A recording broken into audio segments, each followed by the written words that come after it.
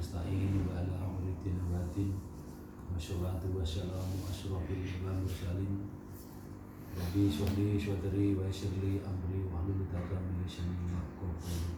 Amma ba'du.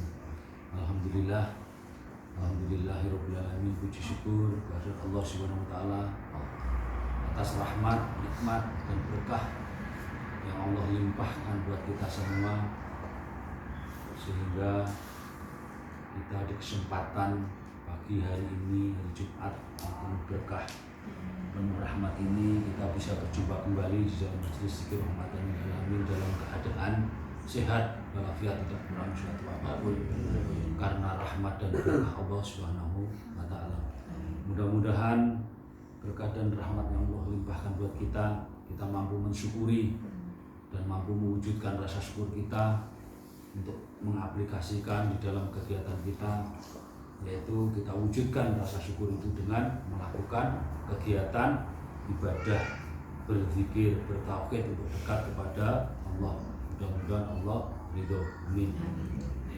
Salam dan sholawat tidak lupa kita panjatkan kepada junjungan kita Nabi besar Muhammad Sallallahu Alaihi Wasallam atas bimbingan, perjuangan dan pengorbanan beliau untuk agama Allah, untuk keimanan kita, untuk ketakwaan kita, untuk agama kita, untuk keyakinan kita, untuk pedoman kita kepada agama, kepada Al-Quran, kepada Rasul. Mudah-mudahan kita mendapatkan berkah dan syafaatnya. Amin.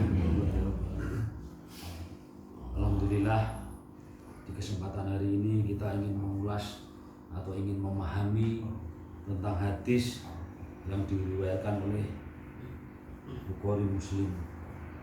Bagaimana cara kita memahami hadis ini, nanti kita semak, kita pahami, supaya kita mampu mengaplikasikan di dalam kehidupan kita yang nyata sesuai dengan petunjuk yang sudah Rasulullah sampaikan lewat hadis ini dan lewat sabdanya yang diriwayatkan oleh Imam Bukhari. Yang akan saya bacakan, yang artinya bahwa Rasulullah bersabda, sesungguhnya semua amal tergantung dengan niat, dan setiap orang akan mendapatkan apa yang diniatkannya. Ini bab niat. Bagaimana caranya kita punya niat supaya benar untuk beramal, supaya kita akan mendapatkan apa yang kita niatkan. Niat itu yang kita ketahui bersama adalah di dalam hati. Bagaimana hati kita punya niat untuk melakukan sesuatu yang baik, maka niatilah dengan ikhlas. Nah, antara niat dan ikhlas, niat letaknya adalah di dalam kehidupan hati kita. Hati itu kehidupan rohani.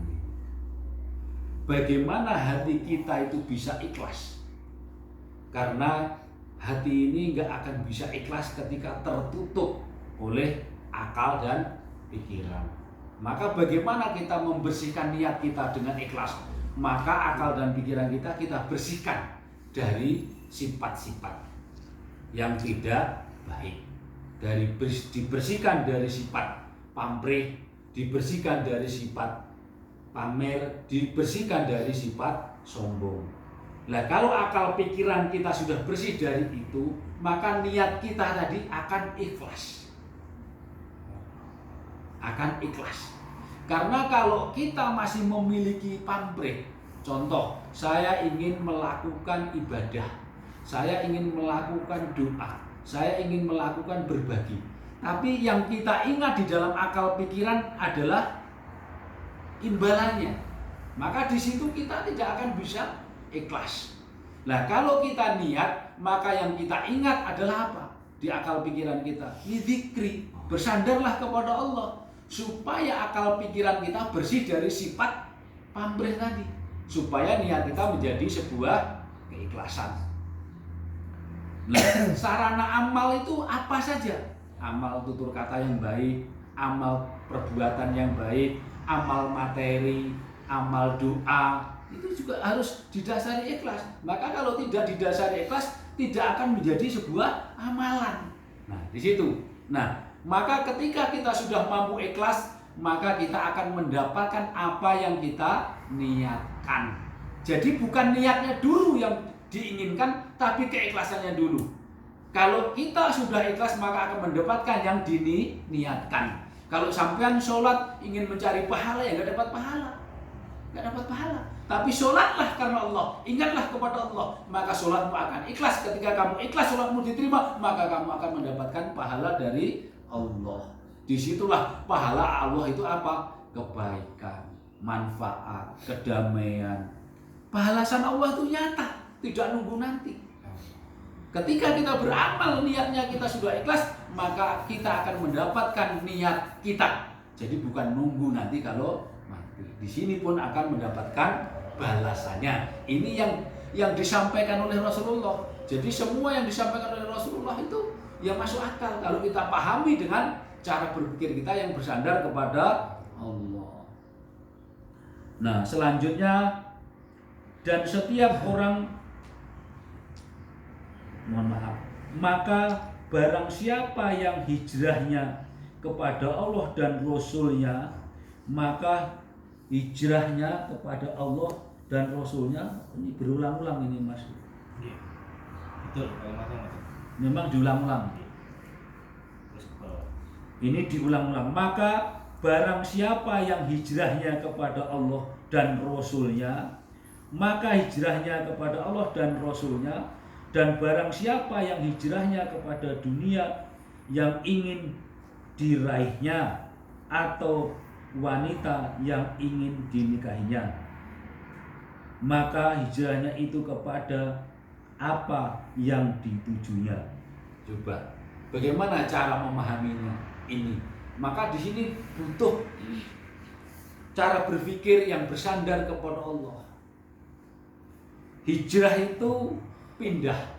Kalau ditafsiri jasmani atau syariatnya, hijrah itu pindah dari suatu tempat ke tempat yang berbeda. Ini kias. Nah, sekarang bagaimana cara kita hijrah? Dari cara berpikir kita. Selama ini cara berpikir kita apa? Kita cara berpikirnya selalu dunia. Selalu pamrih, selalu kesombongan, selalu kemungkaran, selalu kelalaian, selalu amarah. Itu yang biasa kita hidup. Tempat kita sekarang ini yang kita tempati di dalam cara berpikir kita ini tempat yang salah, tempat yang gelap, tempat yang selalu ingkar dan lalai. Maka hijrahlah, pindahlah ke suatu tempat yang lebih baik. Maka berpindahlah cara berpikir kita yang lebih mulia lagi, yang berakhlak, yang bertakwa kepada Allah, yang bersandar kepada Allah, supaya kita mendapatkan tempat yang baru, cara berpikir yang baik, cara berpikir yang rendah, cara berpikir yang terilmui, cara berpikir yang beriman. Bagaimana kalau kita tidak pindah, maka kita tidak memiliki tempat yang baru, yang bersih, yang suci, yang diridhoi oleh Allah. Itu yang dimaksud caranya pindah. Nah, pindah di dalam pengertian tutur kata. Kalau kita biasanya setiap hari lisan kita melakukan banyak kalimat yang tidak manfaat, maka kita rubah kalimat-kalimatnya. Maka selalulah berzikir kepada Allah di dalam setiap langkah kita, pandangan kita, pendengaran kita. Selalu berzikirlah kepada Allah. Itu perwujudan hijrah. Kalau biasanya kita suka menggunjing orang, maka jangan pernah menggunjing orang, tapi doakan mereka itu. Itu termasuk sarana kita hijrah. Kalau kita selalu berprasangka buruk kepada orang lain, hilangkan prasangka buruk itu dan beri prasangka yang baik. Itu termasuk hijrah. Kita selalu memikirkan keburukan orang lain, tapi belajarlah untuk memikirkan kebaikan orang lain. Kalau kita memikirkan kebaikan orang lain itu untuk kita, maka kita tidak punya prasangka buruk kepada orang lain. Maka di situ termasuk hijrah. Kalau kita memiliki sifat iri dan dengki, sombong dan angkuh, rubahlah menjadi sifat kasih. Maka di situ termasuk hijrah ke suatu tempat yang diridhoi oleh Allah. Itu yang dimaksud hijrah. diulang-ulang lagi sama Rasulullah. Hijrah, pindahlah, terus pindahlah sampai 3 kali. Maka berpindahlah, bergeserlah kita dari hukum yakinnya, dari hukum ainul yakinnya, dari hukum kakul yakinnya. Hukum yakin adalah hukum lesan, hukum manusia. Hukum ainul yakin sudah hukum akhlak, hukum pola pikir. Kakul yakin hukum hati, hukumnya kehidupan rohani kita kepada Allah. Itu harus semua kita harus bergeser, harus pindah ke suatu tempat, yaitu tempat ilmunya Allah, tempat ridhonya Allah, tempat berkahnya Allah, tempat Al-Qur'annya Allah, tempat Rasulnya Allah, tempat malaikatnya Allah. Disitulah kita memiliki agama yang utuh. Maka di sini selanjutnya kepada dunia yang diinginkan atau yang diraihnya atau wanita. Coba, kalau kita menggeser dari sifat dunia, kita menginginkan dunia, kita nggak akan mendapatkan dunia. Tapi kalau kita hidup di dunia, maka harus geser tempat kita, berpindah yang kita capai, yang kita raih, yang kita tuju, yaitu menuju jalannya Allah.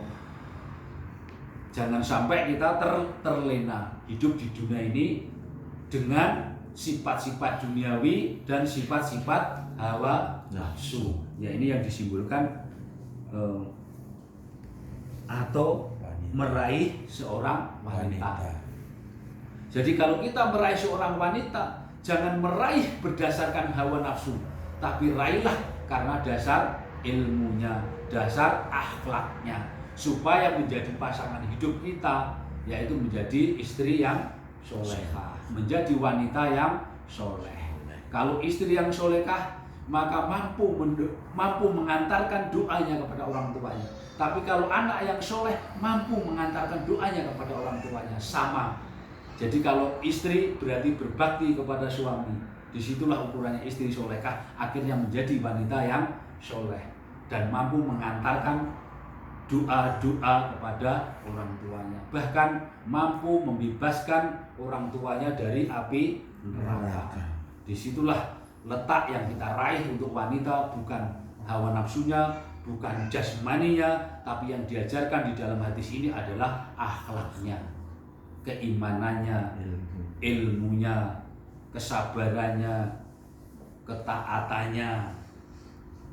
Nah, disitulah yang dimaksud di dalam hadis ini. Jadi cara membaca mungkin kita semua sudah bisa, tapi bagaimana cara memahami, tentu nggak semua orang mampu memahami yang dimaksud di dalam hadis tersebut. Maka pagi hari ini, kesempatan hari ini kita sudah urai yang dimaksud di dalam hadis ini. Mudah-mudahan uraian, pengertian, pengetahuan yang ada di dalam hadis ini yang sudah Rasulullah ajarkan untuk umat, kita mampu mencontohnya dan mampu mengaplikasikan di dalam kehidupan kita nyata. Hubungan kita kepada keluarga, hubungan kita kepada sesama, dan hubungan kita untuk Allah, menuju sebuah kebaikan, manfaat sesuai yang tertulis di dalam hadis ini yang pernah diriwayatkan oleh Imam Bukhari. Berarti hadis ini dari Rasulullah sudah disampaikan kepada para sahabat dan sudah diamalkan.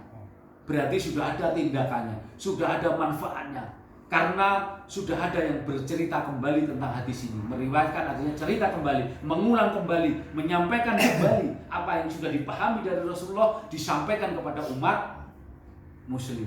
Makanya ini jangan cuma dibaca dan dihafal, jangan cuma didengar, tapi pikirkan, renungkan bagaimana hadis ini menjadi ilmu di dalam kehidupan kita nyata dan bermanfaat dan bisa merubah pribadi-pribadi kita menjadi pribadi-pribadinya hadis yang sudah disampaikan oleh Rasulullah.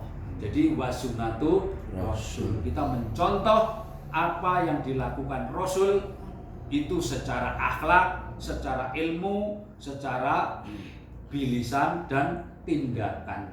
Maka dirangkumlah di dalam iman, bilisan, bilarkan dan bil qalbi.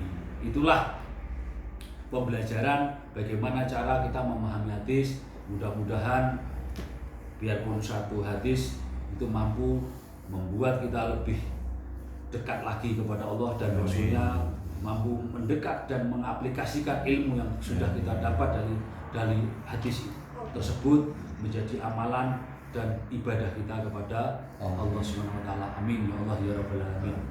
Mungkin cukup. Apabila ada perkataan yang salah, pengetahuan yang salah milik saya, mohon dimaafkan. Semua kebaikan, kebenaran miliknya Allah Subhanahu wa taala. Mudah-mudahan bisa menambahkan berkah buat kita semua menjadi hamba yang beriman dan bertakwa kepada Allah. Amin ya Allah ya rabbal alamin. Assalamualaikum warahmatullahi wabarakatuh.